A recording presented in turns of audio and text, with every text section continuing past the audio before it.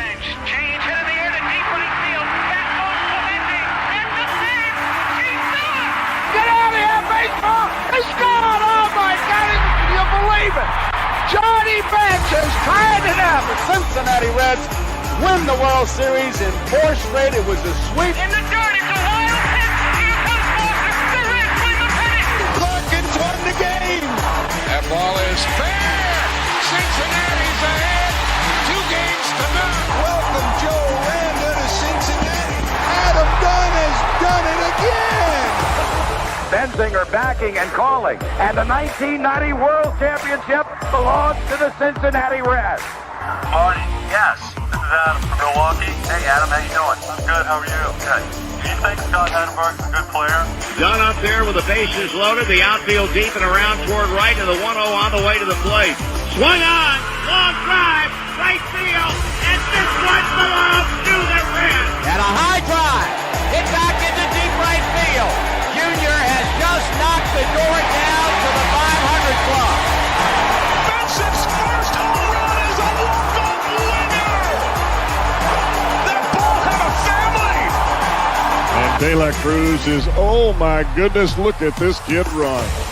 My, oh my, that is a triple. Matt McClain's first big league bomb. Spencer Steer's first big league hit is a home run to straightaway center field. Joey Votto's done it again. The pitch. Votto swings high in the air. Right field. Yes! He pointed to the dugout to say, I told you. That is Joey Votto's 315th career go-ahead ribby. Only Johnny Bench had more as a Red. And I can't tell you how much it means to play in front of everyone here in Cincinnati as a Red. What a gift. What a tremendous gift. So thank you. Thank you. I think I can speak for all of Reds country. Joey Votto, thank you. High drive, left center field, racing back to the line, Bourgeois. The Reds are National League Central Division champions. In the air, left center field. Did he? He did! He did! Reds win! Win! Line to the right field. Junior, the first Red ever with 4 home runs in a game. Can you believe it? In the air, down the right field line, doesn't have a chance. The Reds have won on a 3-run home run on opening day by Ramon Hernandez. A strike away and out away is Homer Bailey. Ground ball to third. Frazier gloves, throw to first, and Homer Bailey, for the second time in his major league career, tossed a no-hitter. Oh, my God. Are you kidding me? Holy moly, the second player in major league history to hit 7 home runs in the first 10 games. In the air, and the Reds win. What a dream beginning to the career of Trey Bruce.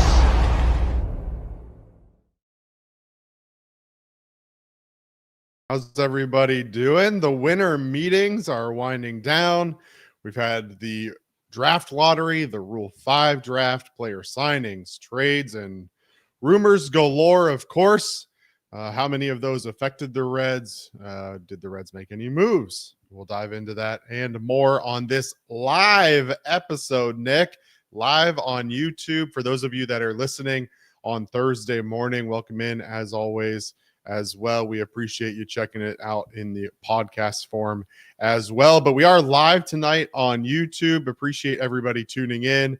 We'll do our best, if time permits, to answer any questions from the chat at the end. If there is something that pertains to the topic we're talking about at the time, we'll do our best to fit it in when we can as well. But appreciate everybody tuning in. I am your host, Craig Sandlin, joined by my buddy, Nick Kirby. Nick, a little bit of a hectic Wednesday night, I know, for you, but how are we doing, buddy? Doing well as always. The old winter meetings looks like it's pretty much come and gone. My favorite thing about the winter meetings is like you get to the end and it's like this panic, like the season starts tomorrow. Like this is the roster the Reds are gonna have. When in reality, I mean, the majority of the Reds moves in recent memory have been after the winter meetings. I mean, Nick Castellanos was signed at the end of January. Like there's still 2 months plus left, so take a deep breath. Um, no one else in the NL Central has made a single move other than the Pirates, who traded their at least their best pitcher against the Reds in Luis Ortiz. Yeah, and it. I don't know about if you feel the same way. It felt outside of the Juan Soto signing, it felt like a rather underwhelming winter meetings. I feel like maybe I've had some different perspective in the past, but doing this show and planning for this show, even last week when we were talking about doing it, was expecting maybe a little bit more, hoping for a little bit more, to say the least. But at least on the Reds front, a somewhat quiet winter meetings.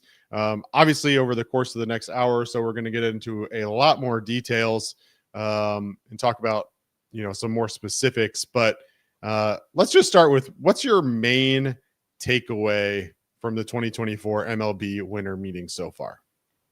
Yeah, I got this sent to me. A shout out to my pal Chris Kalo, works for the Reds. This was not sent by the Reds, but he found this on something. And this is a really great illustration. If you're watching on YouTube, if you're not, I'll explain it. But the winter meetings are like the start of these discussions. It's where you have a lot of these face-to-face meetings. And if you're watching that little blue in the middle, that's the winter meetings. And as you see, the higher it goes, that's the more per day. There's a lot that happens after the winter meeting. So there could be a lot that happens. I know like the Shin-Soo Choo, I believe, was maybe like a week after, and I assume like the foundation was laid there. So I don't know if it's kind of like I would say probably an average winter meetings without having a full scientific scope on this, because I feel like there's been some that there's been like absolutely nothing. I mean, at least this one, you saw Soto, you saw Fried. There has been a couple trades. There's been, quite a few rumors, but it wasn't as crazy as some other years either. Yeah. Well, let's jump into it. And let's kick started. I think one trend that we noticed that I want to get your take on real quick is a trend that we've texted back and forth about a couple times. And certainly I know social media has been talking about, but the one thing that seems to be a steady this winter meetings and even before is pitching's expensive, Nick. And I know a lot of people want the Reds to go out and continue to add to the starting rotation. There's been some rumors about maybe the Reds moving a piece or two from their starting rotation, but pitching's pretty expensive, and it seems like this year even more so than past. Yeah, I mean, when the Nick Martinez qualifying offer was made, I think I said, to be honest, I'm fine if it goes the other way. I'm fine if the Reds just collect that draft pick and Nick Martinez moves on. I kind of think I'm changing my mind, and I think I'm thrilled that Nick Martinez did. I would love to see conversations between Nick Martinez and his agent, because you have to think they're regretting accepting that qualifying offer. And I mean, they were on a time crunch. They had to make a decision by what was it, like November 21st. I have to imagine they're watching these deals go through and going, oh man, we could have got a lot more. So, I mean, that signing just continues to age well every single day. You look at Nathan Eovaldi and that signing. I mean, the solid pitcher, but I mean, I love the Reds got Nick Martinez 1 year and the Brady Singer deal. I also don't think if the Reds would have waited on that they could make that same deal right now. I would think Brady Singer's price would have gone up. Do you?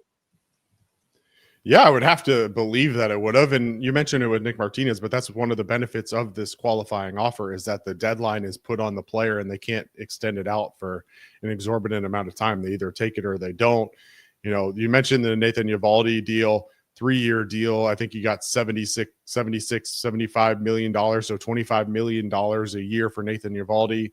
And again, this is a guy who very similar to Nick Martinez in terms of some of the numbers that he's been putting up. So definitely feels like the Reds got good value out of that, and can't really complain about it. There's certainly going to be more moves to be made, and I know a lot of people are wishing that there was more to talk about tonight in terms of moves that have been finalized, but still plenty to talk about from the Reds. But before we do, Nick, I want to be sure to share the good word of our friends at DSC. Yeah, as always, Chatterbox Reds proudly sponsored by Deep South Commodities. DSC is a leader in renewable commodities for biofuel production, specializing in used cooking oil collection, aggregation, and sales. Please visit www.deepsouthcommodities.com for more information. Thanks, as always, to John and his team at DSC. Of course. Now let's get into some more Red-specific talk. I know that's what everybody is here for tonight. I want to hear about the Reds. So yesterday, Nick and Clay Snowden and myself were live for the draft lottery. The Reds end up with the 9th overall pick in the draft, the 2025 draft. Still a lot to be ironed out before we get to that point. A whole nother college and high school baseball season yet to be played. So we won't dive too much into the prospects and potential draft picks there, at least for several months, most likely. But another draft happened today, Nick, and that was the Rule 5 draft. Reds select right-handed pitcher Brandon Komar of the St. Louis Cardinals, and also picked up left-handed relief pitcher Joel Valdez from the Yankees. Cardinals fans seemed kind of upset to lose Komar today. I'm not sure if you saw that on social as well, but seemed to be disappointed to see him go. And I mean, if nothing else, it's got to feel good to take away a little bit of talent from a division rival and do so while also adding to your roster. Yeah, absolutely. I mean, Komar, I mean, not super inspiring numbers by any means, but a guy that has some talent, and I think you only paid $24,000 for one of these Rule 5 minor league selections, which is what Komar was, and they have to be in AAA. So there's a very small pool of players that you can get from there. That was something I didn't realize. That also is why there might be some finessing of where players end up in AA or AAA at the end of the year. That I probably never thought of before. But Cooper Bowman. Yeah, I just realized that I'm a terrible host and skipped ahead in my notes and went straight to the AAA portion of the Rule 5 draft and completely skipped over our friend Cooper Bowman in the MLB portion of the Rule 5 draft. Apologize for that. Cooper Bowman from the Oakland Athletics was added in the major league portion. Utility man, listed as an infielder. Sounds like he played some second base and some outfield as well. Let's actually focus on Cooper Bowman before we worry about Komar and Valdez. But Cooper Bowman from the Athletic A's, where do you see him fitting in 2025 with the Reds? Yeah, I didn't have a whole lot of notes on the AAA Rule 5 minor league edition, because the chances of those players reaching the big leagues are usually pretty slim. So I kind of skipped over him. Yeah, Cooper Bowman. I mean, this is an interesting pickup. I view this more as, I think that the Reds really want some more infield depth. The Reds do not have a whole lot of infield depth in the upper levels of the minor leagues right now. So I think if Cooper Bowman makes the Reds, it probably is more to do with there being a bunch of injuries in the spring training. Maybe he could kind of sneak his way into a, super utility role if he does play really well, in spring training, and the Reds like what they see. But, look, you have to love a guy that can play as many positions, every, second base, shortstop, third base, center field. I mean, you don't have a combination of shortstop, center field, second base, third base, a whole lot. So, has some talent, hit really well at AA in 80 games last year. I mean, that's a 138 WRC plus, has some speed, stole 35 bags at 12 home runs. So, certainly some talent there, but I think it's more about insurance than anything else. Well, here's what I'm maybe over reading into it. We've talked a lot about Noel V. Marte this year.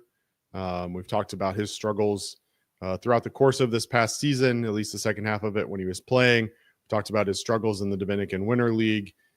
And ultimately, right now, what it means is that the Reds are going to be left with potentially looking at a guy like Santiago Espinal and Jeimer Candelario being your third baseman. Most likely Espinal more than Candelario, just based on his defensive ability and what we saw out of the two last year. But that leaves the Reds with a need of a guy similar to Santiago Espinal, which I don't think Reds fans are going to want to hear, because I think they had higher hopes for the starting third baseman and maybe what that would look like in the future. But ultimately, if you have to rely, especially early in the year, on Santiago Espinal being your everyday third baseman, you're going to need some sort of versatile backup player to be able to, whether it's Matt McLain, whether it's Ellie needing a day off, whether it's TJ Friedel needing a day off. Like you mentioned, Cooper Bowman's played all over. He can play any of the infield positions. He can play outfield, played center field some. So it is insurance, but it's also just that versatile backup. And the other piece is that he brings a lot of speed to this team, which we know is something that the Reds have valued in the past, and saw that he holds several records in terms of stolen bases, and he's had a lot of success with that in the minor leagues. So I would expect that there's a little bit of that as well in terms of looking for additional threats on the base path. Yeah, I'm reading through the scouting report on him from Baseball America. It talks more about how second base is much more natural fit, a solid defensive player there. Doesn't really have a great arm, which makes him not a great option for third base and shortstop. But they hadn't really updated it since he played more center field this season. But they actually, it's funny because in the spring they were speculating that he might be a really good fit in the outfield because of his speed. Though they expected to be his ability to cover ground. So it'll be interesting to watch. I'll be kind of fascinated to see kind of how he looks in spring training. But again, I view this more as just, trying to have as many options just in case bad things happen in spring training. Who would have thought this time last year, the Reds would have ended up in the situation they were at the end of spring training without their starting center fielder, their starting second baseman, and their starting third baseman on opening day. So you never know, really what can happen. And, I don't think Bowman would be an option that you would be thrilled with, but, I think there's enough there that it's a lot better than, really having to, dig deep down into the minors. And also, you don't really want to rush Edwin Arroyo if you don't feel like he's ready. Yeah, that's certainly another piece of it too. I know Edwin Arroyo showed out pretty well in the Arizona Fall League. That they're really high on him, but this is also a guy who was in Double-A last year, and so he's got some progression still to go before they're ready. And like you said, you look at the Reds' top prospect list, and there's really not anybody at AAA or at the upper levels that you would expect to be able to fill into that kind of infield role. So, unfortunately, for the Reds, a majority of their top prospects right now are down in the rookie ball or A ball. So still a while away. So you're going to need some guys to fill in for the next year or two, potentially before those guys are ready. So I mentioned it before. It doesn't sound like we need to spend a whole lot of time on it, but during the minor league portion of the Rule 5 draft, the Reds did select right-handed pitcher Brandon Komar from the Cardinals, left-handed relief pitcher Joel Valdez from the Yankees. Both lower level guys. Brandon Komar was at Double-A for the Cardinals, Valdez at High A for the Yankees. So yet to be seen there. Real quick though, Nick, in addition to the three additions that the Reds made in the Rule 5 draft, they did also lose a player when the Rockies selected shortstop Jose Torres. What are the Reds losing in Torres to the Rockies?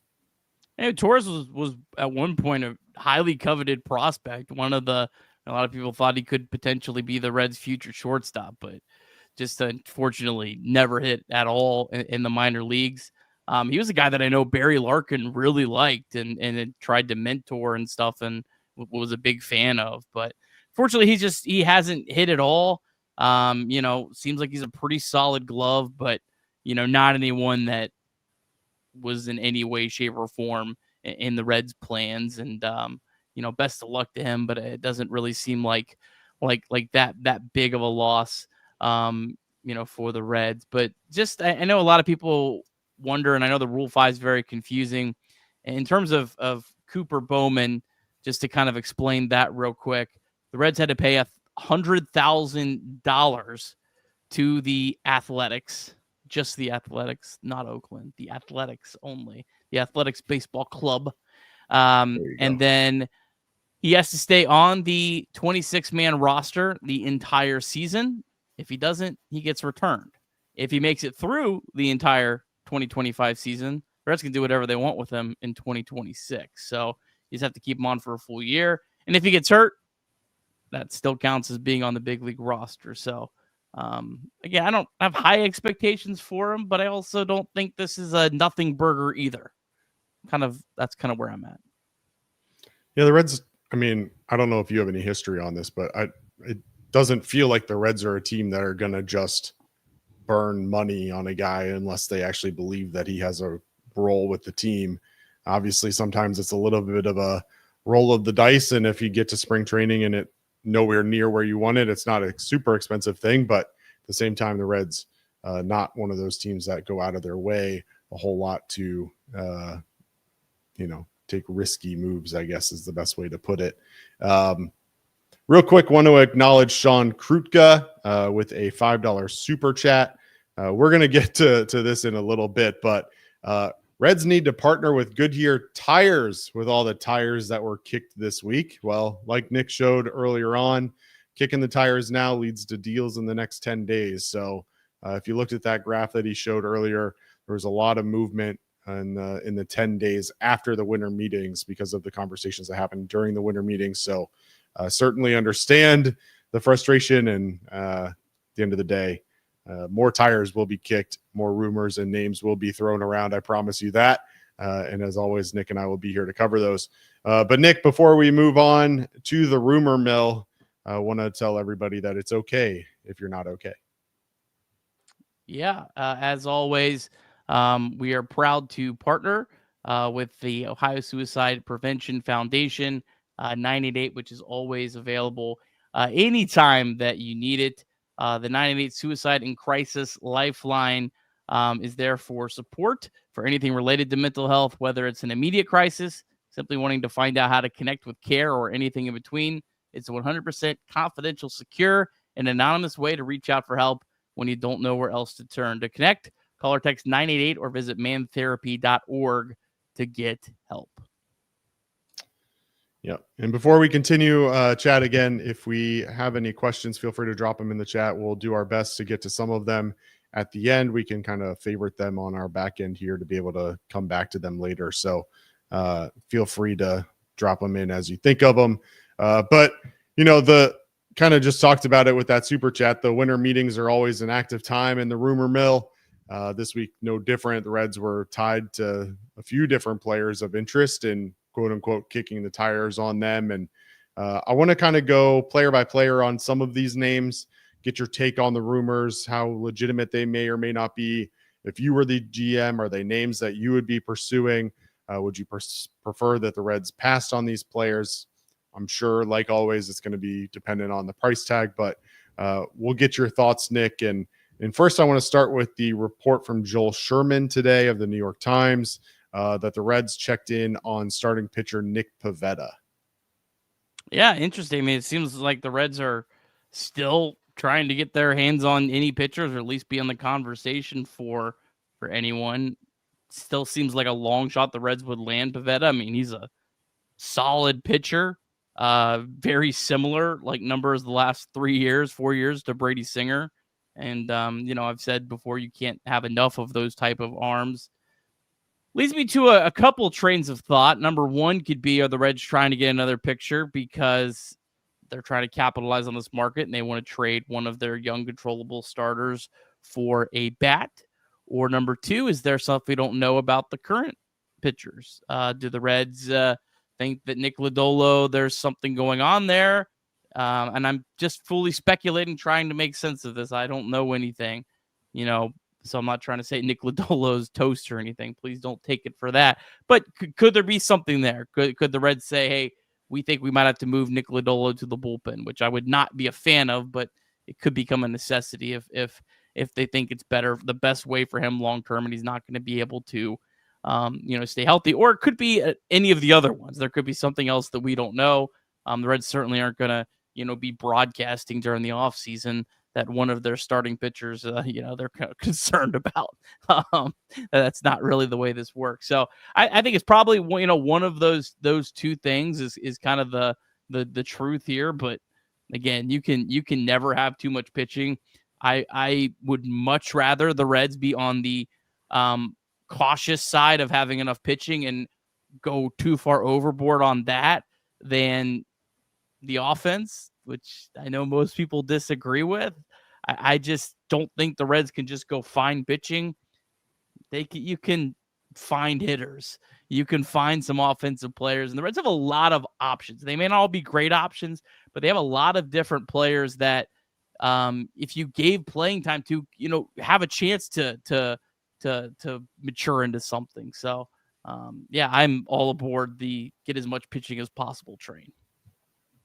Well, I think, we saw interesting quotes from Nick Krall over the last couple of days. And one of them was, basically there's been a lot more conversations about trades than there have been about signings. And the other piece is that a lot of those trades are leaning to be major leaguer for major leaguer. Not so much prospect for major leaguer has been major leaguer for major leaguer. So, if the rumors are true that the Reds are interested in making a trade for either of the two Guardians players that were discussed the other day, it may mean having to give up someone like Nick Lodolo or Andrew Abbott or somebody else from the rotation that would ultimately need to be filled. And maybe they just want to fill that role before they move forward with the trade. We saw Santiago Espinal was announced his signing the same day that they traded away Jonathan India. Not saying that they were related or they weren't, but ultimately Nick Krall's a really smart guy and probably puts in a lot of time to make sure that he's got his backup plan in place before he moves forward with something. Yeah, I would not be shocked if the Reds have had conversations that if we can land another starting pitcher, would you be interested in this pitcher? And they almost have, something that's, almost a handshake agreement that if we can find another pitcher, you would trade this player for this player. But I think you're seeing a lot of these, trades of big leaguer for big leaguer because teams just value prospects more than they ever at any point in baseball. Because teams like the Dodgers started realizing, these prospects are worth a lot.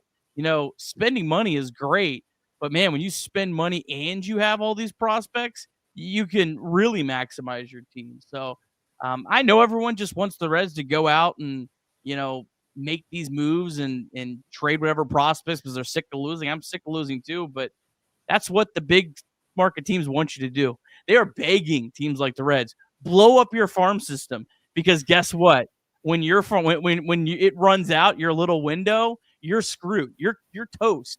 That's why teams like the Guardians continue to win year after year after year because they're very patient and their fans get frustrated with it. But I don't know. I would much rather take what the Guardians have gone through than maybe a 1-year miracle run at a World Series. I just put it on the screen, but Adam G in the chat said at some point the Reds have to take a risk.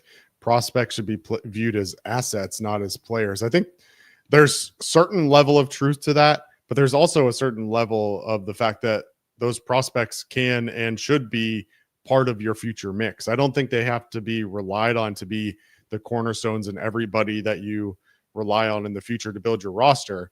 But you also can't completely wipe out your organization and be left with nothing because then all of those prospects you gave up for one or two players, guess what?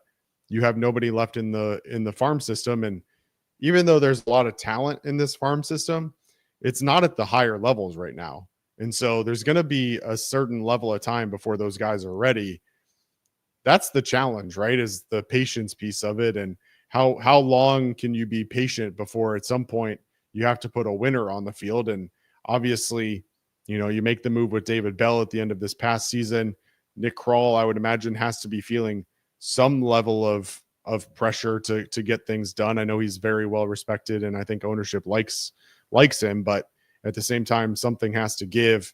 And so there's got to be a little bit of give and take. And that's the challenge, is finding that right balance, right? So you have to find the balance of having the prospects in the pipeline to be able to fulfill your roster while also having the core pieces around it. And whether that's acquired via the draft and homegrown or via trade, you still have to have them. So, we'll get into some of the questions from the chat in a little bit about potential trades or otherwise, but just to stick on the topic of names that the Reds have been tied to, John Huss put it in the chat. The choices are dwindling for backup catcher.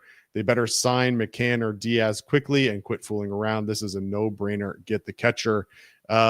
Earlier this offseason, the Reds did sign Alex Jackson to their roster. He is on the 40-man, I believe, or is expected to be on the 40-man. My opinion is that they're still in need of a backup catcher, and James McCann was a name that jumped off the screen to me early on in the free agency process when I was looking at who might be a fit. Would love to see what that package has to look like in order to make it happen for him. We've seen some catchers get some decent deals over the last couple of weeks, so I don't know what a James McCann price tag might look like, but what's your take on McCann, and what's a price tag that you'd be comfortable bringing him in at? I hate spending money on backup catchers. Like I fully believe there's a massive importance to it, but man, just like throwing money to have someone that plays once a week, it's kind of brutal. And most of them don't hit a lick either. So I mean, James McCann is fine. 2022 taught us that you can't just throw whoever in as a catcher, because it can get really ugly when you have catchers that have no business being in the big leagues, when you see pass ball after pass ball and all that kind of stuff. So yeah, I mean, James McCann is an option. I mean, they're also, let's not forget, the Reds could also trade for a backup catcher too at any point. So that's always going to be an option.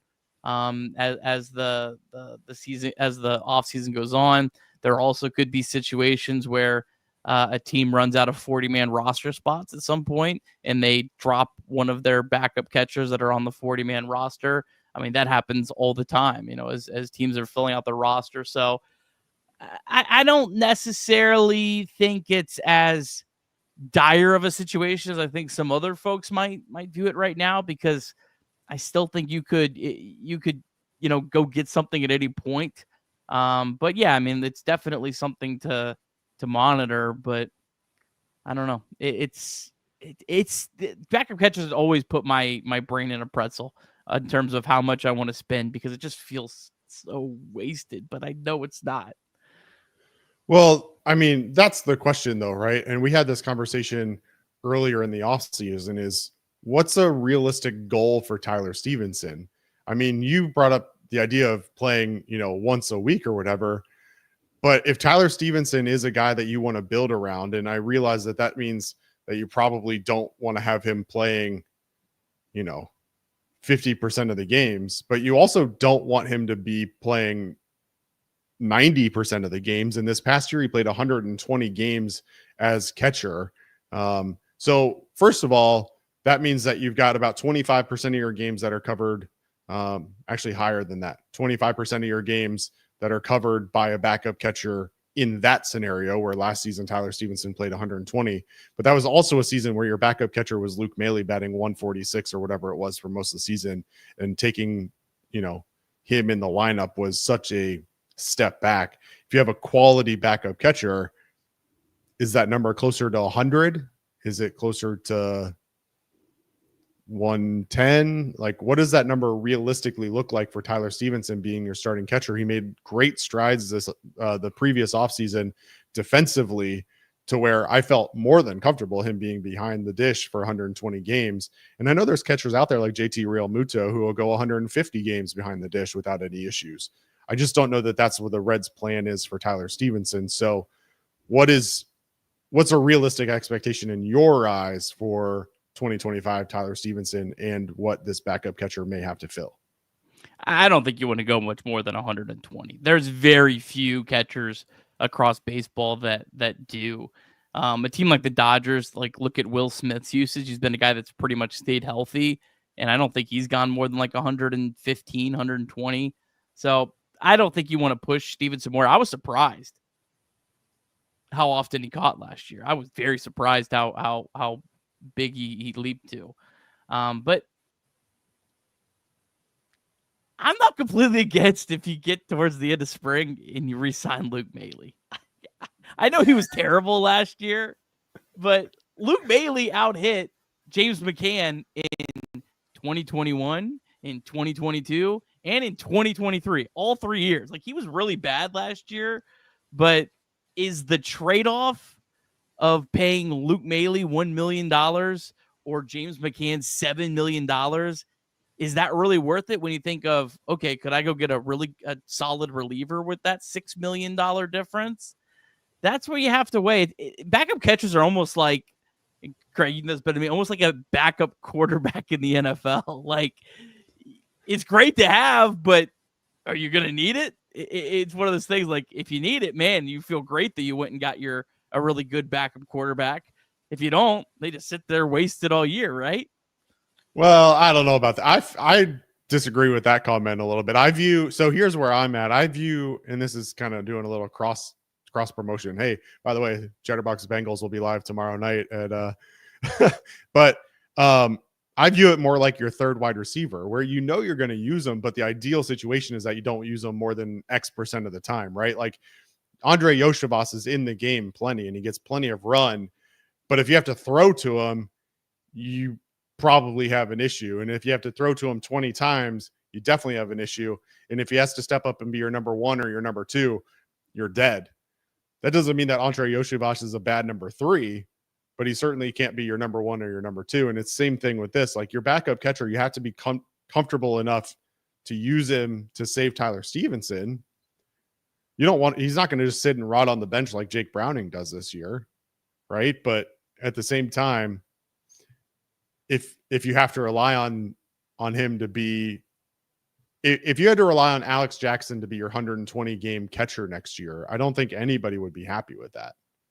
Yeah, James McCann's not going to be a great. Well, James McCann's not that answer anyway. Yeah. Like, I mean, look at this guy's numbers. I mean, 78 WRC plus, 57, 77, 89 the last 4 years. Like, he's about an instant out too. So he's not that much better. So I don't know. I mean, for me with the backup catcher, this is why it's so hard. I honestly would rather just have the guy that is elite defensively, or not elite, but really good defensively, that works really well with the pitching staff, because most of these catchers, their numbers like fluctuate year after year. They're almost like relief pitchers, right? How we kind of see it's a crapshoot if Ian Jabot is going to have a good year or a bad year. Like, that's almost like how backup catchers are offensively, because like that's not even most backup catchers. That's not even really their primary focus. It's calling the game and working with the pitching staff. So and you can look at all the numbers on fielding defense and stuff, but when you're trying to find, like, what does James McCann rate out in StatCast? Well, he's only played, 61, 70, and 66 games. So they're all pretty small samples. So for me, I would just want the Reds to go get someone that they know is going to work really well with the pitchers, that is going to call a good game, that's not going to screw anything up.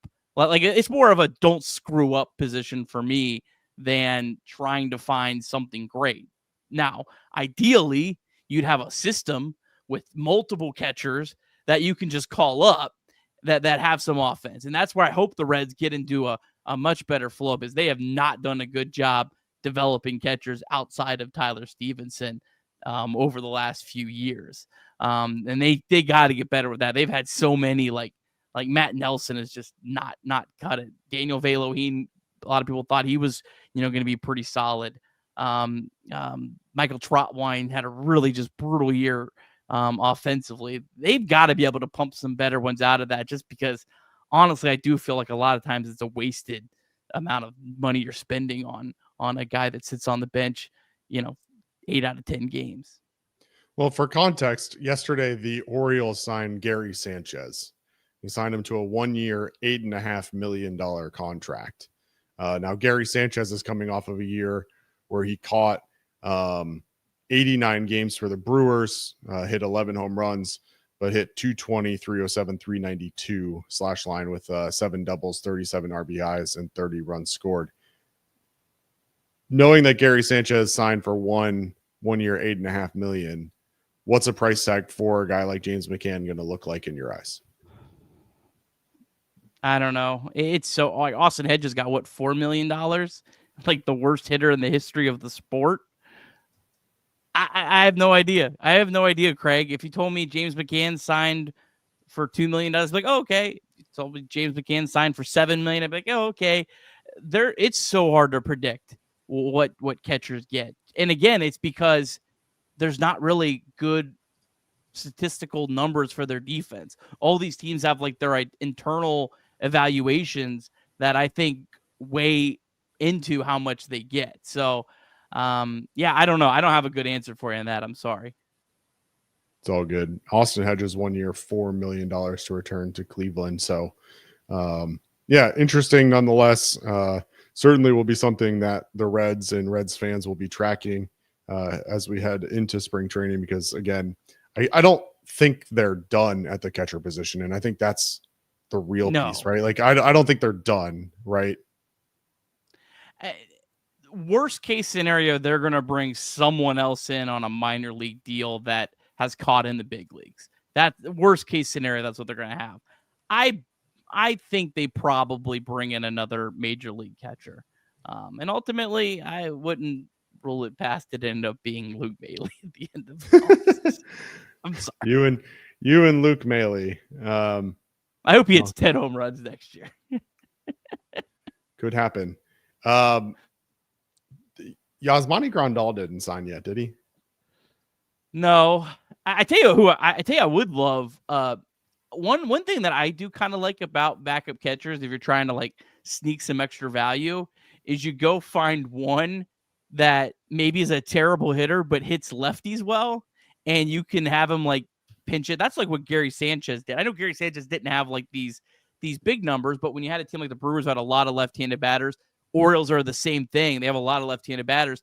They'll probably use Gary Sanchez a lot as a DH against lefties, maybe to pinch hit. And so they'll get some extra value out of that. I don't think Grandal's a switch hitter. I can't remember if he has like one big splits one way or the other. He's like dead even too. So yeah, I mean that would be. Like Grandal's been terrible against lefties the last 3 years. He had some great years early in his career. So, but that is one other thing that you could maybe find a little extra juices if you could find that fit that does, hit lefties well. Names remaining on the free agency list in the catcher position: James McCann, who we just talked about, Luke Maile, Yasmani Grandal, all we've discussed. Other names: Kurt Casale, still on the free agent market. Elias Diaz is still on the market from the Padres. Carson Kelly is a guy that I know you've brought up in the past, I believe. And then our friend Tucker Barnhart is a free agent. I know they brought him in at the end of last year at AAA, and Martin Maldonado is listed as a unrestricted free agent for right now. So unless any of those names stand out to you, we'll move on to the next name. Anything you want to touch on with those catchers? Elias Diaz would be nice. I feel like he's a guy that maybe there is some upside there, but again, it's that balancing act of, do you want to spend, $5-6 million for Diaz, or do you want to be a little cheaper and go get yourself a really good reliever? It's a tough call. If Tyler Stevenson gets hurt, you're going to be thrilled that you spent that $6 or $7 million. If he stays healthy all year, you're going to wish you had that extra reliever. Yeah.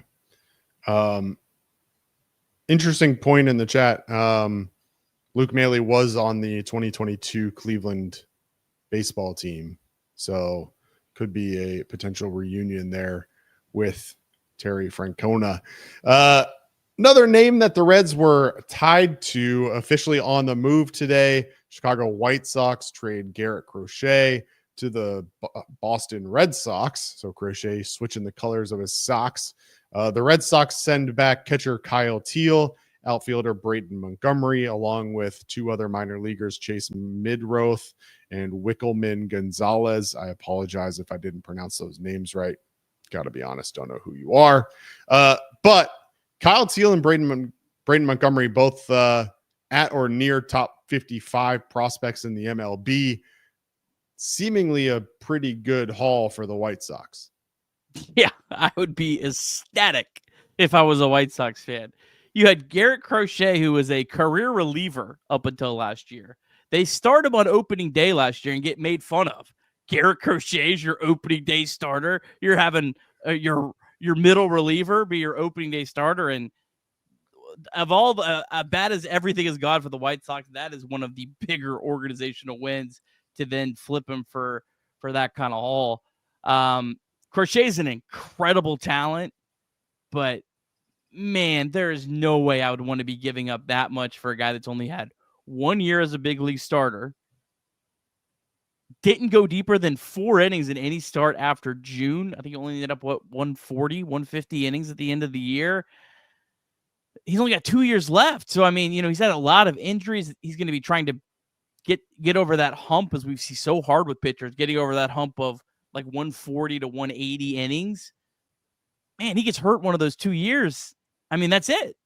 That's it. I mean, the Reds' closest equivalent, and it's hard to really give a fair equivalent because the White Sox made it clear they wanted hitters, and every farm system and what you're looking for is different. But just going off the prospect rankings, this will be like the equivalent of giving up Chase Burns, Edwin Arroyo, Ricardo Cabrera, and like Mike Sirota for 2 years of a pitcher. That's what the big markets want you to do. They want the Reds to make those kind of deals.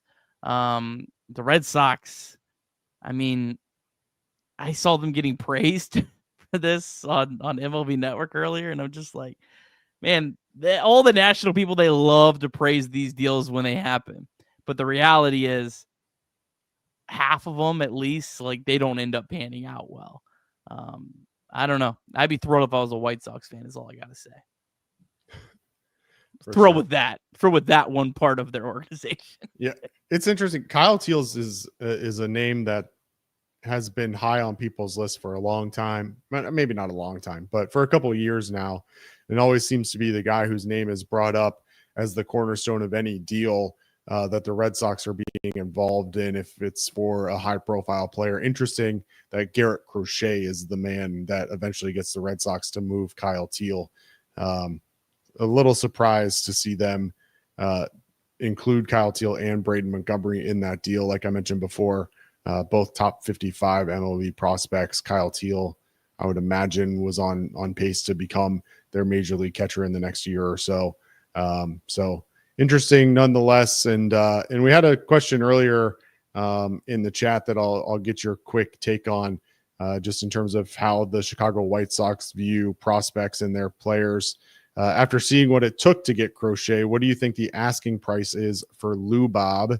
According to Ryan Carroll, it would have to be less, right? It better be less. I mean, the guy's making $55 million. I mean, Garrett Crochet's making pennies compared to that, I think. I don't know what his arbitration estimate was, but it can't be that high because he hasn't really pitched. Yeah, I mean, Robert's probably one decent prospect is probably all you'd have to give up. Again, I just have no idea why the White Sox would trade Luis Robert right now unless some team overpays for him. Why would you not just hold on to him, see if he can have a good 2 months, reestablish his value, and try to trade him at the trade deadline? I don't really get why they would be in a rush to move him. I don't know. I know Clay was really high on him yesterday. It's just, it's a lot of risk to give up a good prospect for, and that would, by all accounts, pretty much end the Reds offseason. I mean, based on what we've read, I mean, that would be the rest of your money. I'd rather go somewhere else that I don't have to give up a prospect for. Fair. Not necessarily tied to the winter meetings, but the Reds also released their promotional calendar today, Nick. Not sure if you saw that or not, but 7 bobblehead games, including 2 Ellie De La Cruz bobbleheads, 11 fireworks Fridays, and 3 post-game concerts headlined by country music stars Old Dominion and everybody's 90s favorite Train. Any promotions stand out to you, Nick, as your favorite of 2025? How about Ellie De La Cruz basketball jersey? I mean, that's pretty cool. I mean, there's zero chance I would fit into that, but but I bet it looks cool. Maybe I'll get it for my I'll have to go get it for my son, let him grow into that, but that's pretty cool. I bet you're the big I'm debating, is Craig Sandlin the Margaritaville night shirt or the City Connect floppy hat? I'm not sure which one you fall under. I do love the City Connects. I'm not going to lie. I got the City Connect sweatshirt on today. You can't see it because it's backwards, but I got the City Connect hat on today. I do love the City Connect look, but not a whole lot of opportunities for floppy hats here in Memphis. I'm interested in seeing, once it comes out, the Ellie switch hitting bobblehead that they'll be giving away on April 12th. Is that going to be a dual bobblehead where it's like him on both sides of the plate, or 2 bobbleheads on the same bobblehead? I think they did that for somebody a couple years ago where it was like one of them was in the field and one was batting or something like that. Do you remember a dual bobblehead? Am I making that up? Yeah, there's a lot of them. As a bobblehead connoisseur myself, I have I do not like the dual bobbleheads. They don't, if you like to display them, they mess up your like flow. I want a traditional, normal looking bobblehead. Maybe you can have a little flair to it, but the dual bobbleheads, not a fan of. Not a fan of the dual bobbleheads. All right. Well, I won't ask you about May 14th. We'll leave that one for the people to ponder Nick Kirby's opinion on that one. Want to take some more questions from the chat before we move on. Heine asks, do you think that we'll see Burns in the show this year? Yeah, if I had to bet on it, I would say yeah. I'm going to set the over or under. Let's see. The last time I did this, Ellie De La Cruz, I said June 1st, pre-2023, and we were pretty close to that. I'm going to say July 1st is my over under for Burns. Okay. But there's so many factors with Burns, a lot more than a hitter. Number one is the health of everyone else and the health of him. If he goes and he dominates like Paul Skeens, and the Reds need a pitcher, I don't think the Reds are going to be overly cautious with him. I think he's a college pitcher. They didn't seem to be overly cautious with Rhett Lauder. They really, in terms of pitchers, they have not been very cautious overall. I mean, they've been pretty aggressive, a lot more aggressive than they were pre this current group of young starting pitchers. We got a question on x.com before the show as well that I want to acknowledge and allow them to get their question in as well. The question was basically focused around bullpen depth and the potential need to add to the bullpen. I know we're focusing a lot on the outfield and some other positions, starting pitching. Do the Reds need more bullpen health? Are they potentially relying on Nick Martinez needing to fulfill some role in the bullpen? What's your take on the bullpen situation as it sits today for the Reds?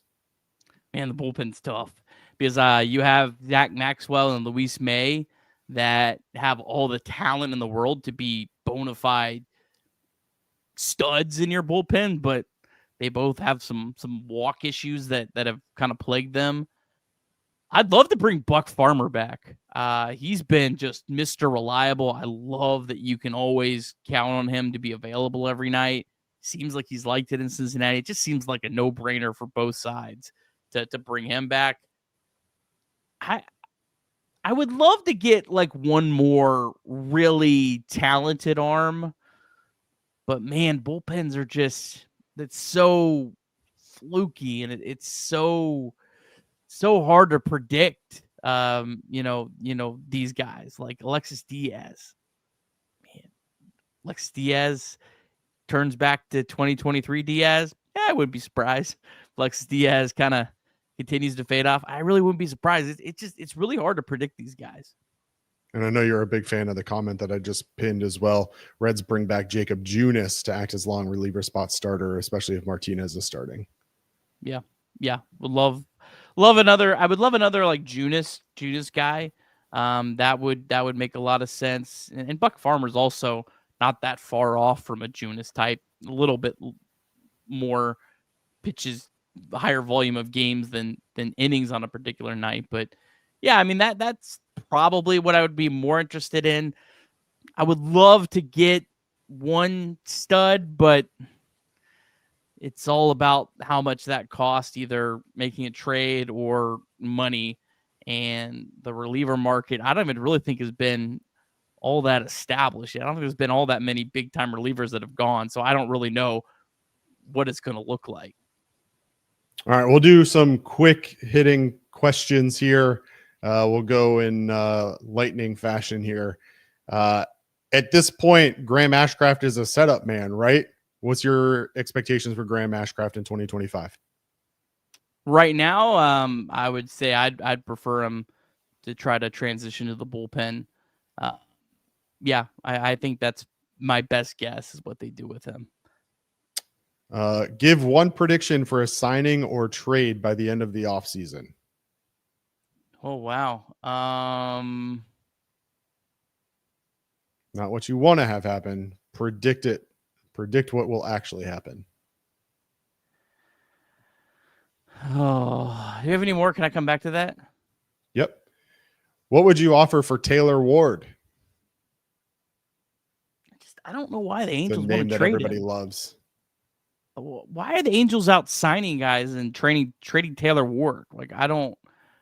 I mean, I'd give up a decent amount of prospect capital for Ward. I wouldn't. My untouchables, if anyone cares, is Burns, Collier, Duno, who Clay despises, hates Alfredo Duno and his entire family. Yeah, those are pretty much my untouchables. So I maybe I'd give up a Sal Stewart and another prospect for Ward. Is there a prospect that some people are high on that maybe you're not as high on that you would be willing to move in a trade? Sal Stewart's probably the highest prospect that I'd be willing to move. And it's not because I dislike Sal Stewart or think he's a bust or anything.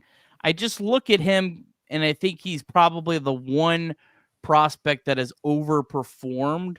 And a lot of times when you see prospects that have overperformed, there's going to be maybe some regression there. So I think he's the only one that I look at and I go, I think he might be, like right now he's ranked ahead of Cam Collier on the Reds prospect list. And I think that's asinine. So if his value is actually ahead of Cam Collier, that's why I think he might be the one guy that I'd be willing to trade. All right, everybody knows and believes that the Reds need to add outfielder. If not Lou, Bob, which outfielder truly fits our needs in your eyes, Nick? Max Kepler, and that's probably prediction, and I think Max Kepler, really good defensive player, can play all the outfield positions. I had Peter Apple on. He mentioned a Chas McCormick trade with the Astros after I really started doing a deep dive on him. Really like him as well. Give me Kepler and McCormick. Not as sexy as a lot of people think, but that'd be a right-handed bat, a left-handed bat in the outfield that I think would fit the Reds really well, and they're great defensive players. Max Kepler is good. Another one that I'm seeing a lot of is Randall Grichuk. Any thoughts on him real quick? Yeah, he's sneaky good. I was kind of surprised how good he's been in recent memory. The only thing with Grichuk that kind of makes me think he might be unlikely is, remember, the Reds literally passed on him 2 years ago. They got Bader and they got Renfroe, and Grichuk got passed on. So I don't know if the Reds have changed their opinion on him, but their opinion of him 2 years ago was he was not as good as those.